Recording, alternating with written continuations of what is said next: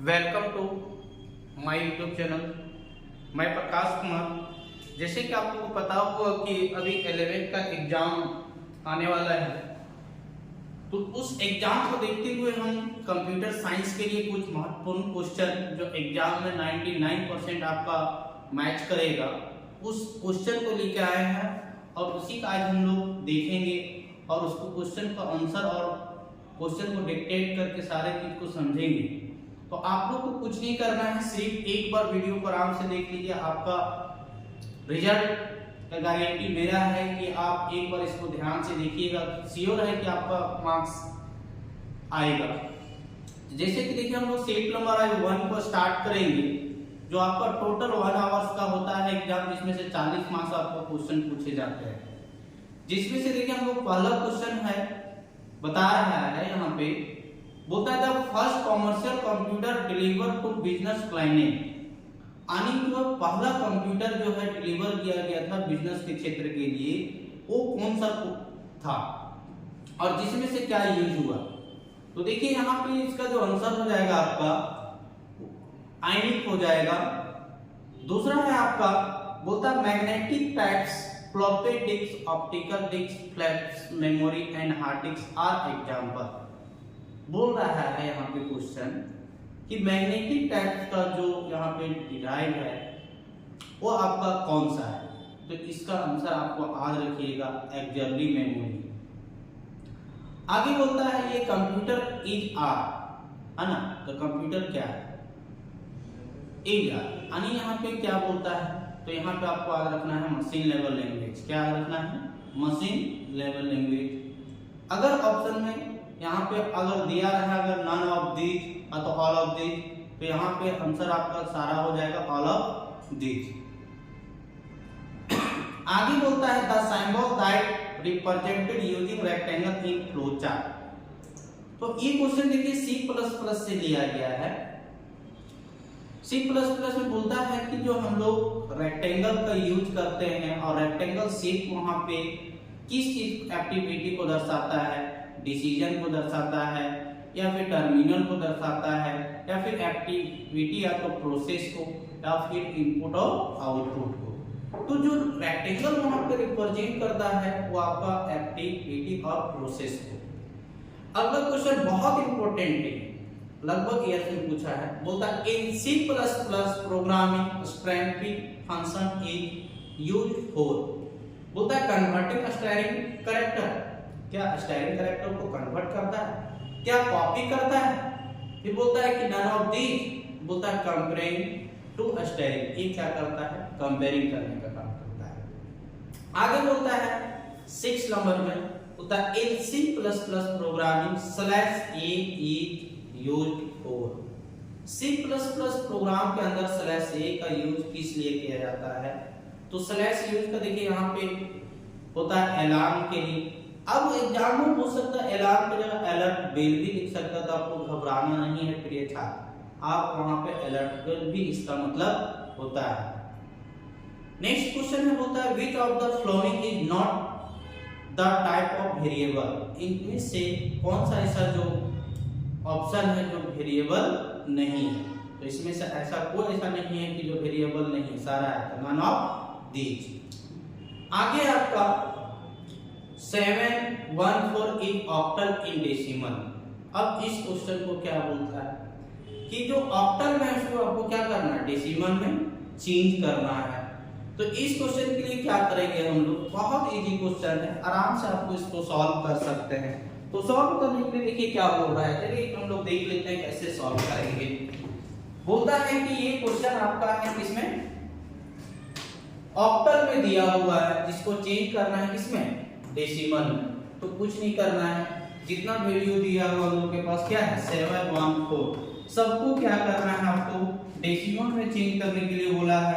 आप 8 से गुना कर देंगे, 10 से गुना कर देंगे, सारा आंसर आपका आ जाएगा। तो इस तरह से आप गुना करिएगा सबको, आपका आंसर यहाँ पे 460 आ जाएगा। फिर आगे बोलता है 9 नंबर क्वेश्चन में बोलता है 1 ये 5 इन हेक्साडेसिमल, इन डेसिमल। अब देखिए वो हेक्साडेसिमल में दिया हुआ है, उसको चेंज करने के लिए बता रहा है किसमें, हेक्साडेसिमल। तो कैसे चेंज करेंगे, तो उसके लिए क्या करेंगे, जितने भी सारे वैल्यू हैं सबको हम लोग यहाँ से क्या करेंगे, इनटू कर देंगे 16 से। कितना से इनटू करेंगे, 16 से। तो 1 × 16। और हम लोग, आप लोगों को पता होगा, क्लास में पढ़ाए होंगे कि a का वैल्यू 10 होता है। कितना होता है, 10। फिर यहाँ पे गुना कर देंगे 16 से। फिर यहाँ पे हम लोग 5 है, नहीं 5 × 16 कर देंगे। और e का वैल्यू 14 आता है, 14 को भी गुना करेंगे 16 से। उसके बाद हम लोग यहाँ पे पावर स्टार्ट करेंगे राइट साइड से, 0 से। 0 1 2 3। अब सारा का स्क्वायर कर लीजिएगा, आपको फाइनल जो आंसर आ जाएगा वो 67 50 इंटू कर लेंगे। अब आपको तो इंटू आता ही होगा ना, 16 का पावर 0 आगे आपको बताया होगा, यदि किसी का पावर 0 होता है तो उसका वैल्यू 1 होता है। 1 को गुना करेंगे, ये 1 को गुना करेंगे 14 से, 14 हो जाएगा, 16 पर 80 हो जाएगा। फिर यहाँ पे स्क्वायर करेंगे 256 हो जाएगा, 256 को गुना करेंगे 10 से, है ना, 25 60 हो जाएगा। और जोड़ने के बाद सारा आंसर यहाँ पे आ जाएगा। तो नंबर सिस्टम बहुत इजी चैप्टर होता है। आगे नेक्स्ट क्वेश्चन है आपका, the code that teacher to use punched cards. यहाँ पे कौन सा कार्ड है या तो कौन सा कोड है जो पंचेड कार्ड में यूज किया जाता है। तो हम लोग जानते हैं कि किसी भी वैल्यू को कंप्यूटर में समझने के लिए सबसे पहले उसको अमेरिकन स्टैंडर्ड फॉर इंफॉर्मेशन से चेंज करना पड़ता है, जिसका नाम होता है ASCII। तो ASCII याद रखेंगे। नेक्स्ट बोलता है the number of bits processed in a single instruction. तो इसका आंसर हम लोग हो जाएगा आपका बैंडविड्थ। क्या होगा, बैंडविड्थ। देखिए ये जो 12 नंबर क्वेश्चन बहुत इंपॉर्टेंट, लगभग ईयर्स में पूछता है। इसको आपको लास्ट क्लास में पढ़ाए थे OOP चैप्टर में। कौन सा चैप्टर में, OOP। बोलता था wrapping of data and operation function into single unit is known as. बोलता है, तो आप लोग को पढ़ाए थे डाटा इनकैप्सुलेशन में, the wrapping of data member and member function in a single unit is called encapsulation. इसका आंसर क्या हो जाएगा, इनकैप्सुलेशन। 13 नंबर क्वेश्चन बोलता है is the ability for message और data to be processed in more than one from one.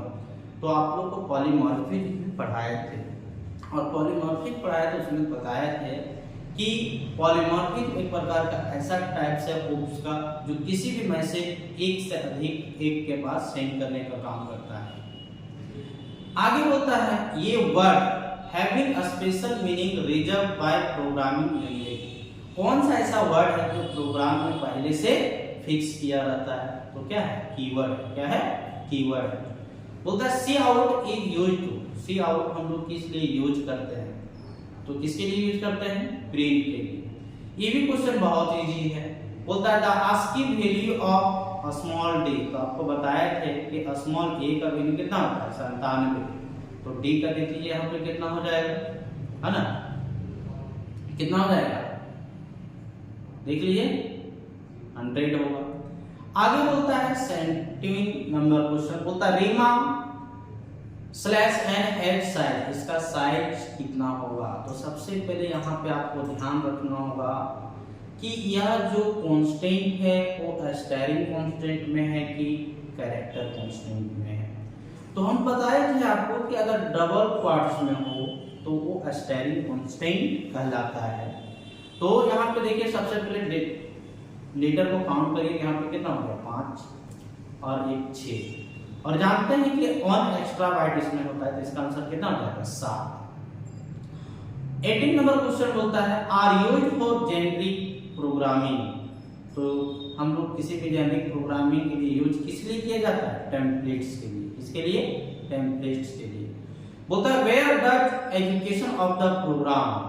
तो program को run कराने के लिए कौन सा फंक्शन का जरूरत होता है। तो आपको क्लास में बताए थे किसी भी प्रोग्राम को रन करने के लिए कम से कम एक मेन फंक्शन का होना जरूरी है। यहाँ पे मेन फंक्शन होगा।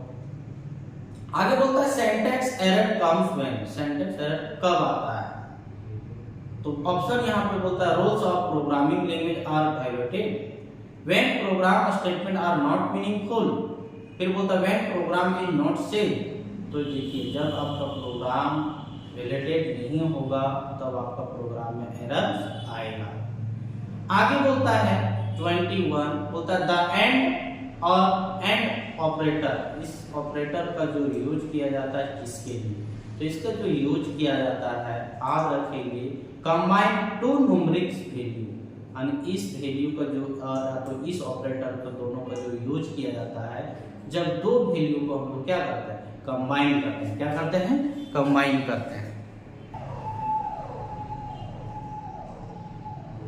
आगे देखिए फिर बोलता है operator that takes two operand is called. कौन सा ऑपरेटर है जो दो ऑपरेंड को देता है, तो कौन सा बाइनरी ऑपरेटर। आगे देखिए बोलता है set of relation operator is. तो यहाँ पे देखिए कुछ सेट दिया हुआ है, इसमें से पूछ रहा है कि रिलेशन ऑपरेटर कौन सा है। तो रिलेशन ऑपरेटर कौन है जिसमें से देखिए पहला ये आपका क्या अरिथमेटिकल रिलेशन में बताया था जिसमें से greater than less than greater than equal to जो आएगा वो इक्वल टू आएगा, तो यहाँ पे ऑप्शन हम लोग का 2 सही हो जाएगा। आगे बोलता है ए रिलेशनल ऑपरेटर आर, यानी रिलेशनल ऑपरेटर किस प्रकार से होता है। बोलता है लॉजिकली कंबाइन टू ऑपरेंड्स, क्या दो ऑपरेंड से ही काम करेगा कंपेयर टू ऑपरेंड नहीं, यहाँ पे इसका आंसर नन ऑफ दीज हो जाएगा। क्या होगा नन ऑफ दीज। आगे क्वेश्चन में बोलता है UTF रेफर्स टू, यानी यहाँ पे अब रेफर्स टू में पूरा बता रहा है कि UTF का पूरा नाम क्या होता है, फुल फॉर्म क्या होता है, तो याद रखेंगे यूनिकोड ट्रांसफॉर्मेशन फॉर्मेट। आगे बोलता है 26 नंबर क्वेश्चन बोलता है the repetition of set of statement depending upon condition test is known as. तो यहाँ पे बता रहा है कि क्वेश्चन बता रहा है कि कौन सा स्टेटमेंट है जो बार बार वर्क रिपीट करने का काम करता है, ये किस पर डिपेंड करता है। तो यहाँ पे सिलेक्शन स्टेटमेंट तो नहीं होगा। आइटरेशन स्टेटमेंट बताए थे कि ये किसी भी वर्क को बार बार रिपीट करता है, तो इसका आंसर हम लोग को क्या हो जाएगा आइटरेशन स्टेटमेंट। आगे बोलता है 27 बोलता है which operator can be used an alternative to if statement. तो यहाँ पे कौन सा जो सिंबल का यूज करेंगे जो अल्टरनेटिव स्टेटमेंट का यूज करेगा, तो सेमीकोलन नहीं क्वेश्चन मार्क्स के साथ में कॉलन। बोलता है at least how many times does while loop execute, कम से कम व्हाइल लूप कितना बार यूज कर सकता है, कितना टाइम्स 1 टाइम्स, कितना टाइम्स 1 टाइम। आगे बोलता है the keyword break cannot be simplified used within, कौन सा if else। 30 बोलता है an array of an array is called, तो array किसे कहेंगे, तो multi dimension array। 31 full form of UPS। इतना इजी क्वेश्चन कभी हम लोग सोच नहीं सकते थे कि जैकपॉट में इतना इजी क्वेश्चन भी पूछता है। यूपीएस का full form uniform power supply नहीं, अनइंटरप्टेड पावर सप्लाई, याद रखिएगा। आगे बोलता है binary search algorithm uses. Binary search का जो हम लोग यूज करते हैं किसके लिए, डिवाइड करने के लिए, किसके लिए डिवाइड। 33 बोलता है the 8-bit encoding format used to store data in computer is, है ना, इसके लिए करते हैं भाई। तो याद रखिएगा ये क्वेश्चन को एकदम रट लीजिएगा, एग्जाम में पूछता है। आगे देखिए 34 बोलता है which of the following are correctly declares an array। इसमें से कौन सा array का जो है जो करेक्ट स्टेटमेंट दिया हुआ था, देखिए int के साथ में array काम करता है ना।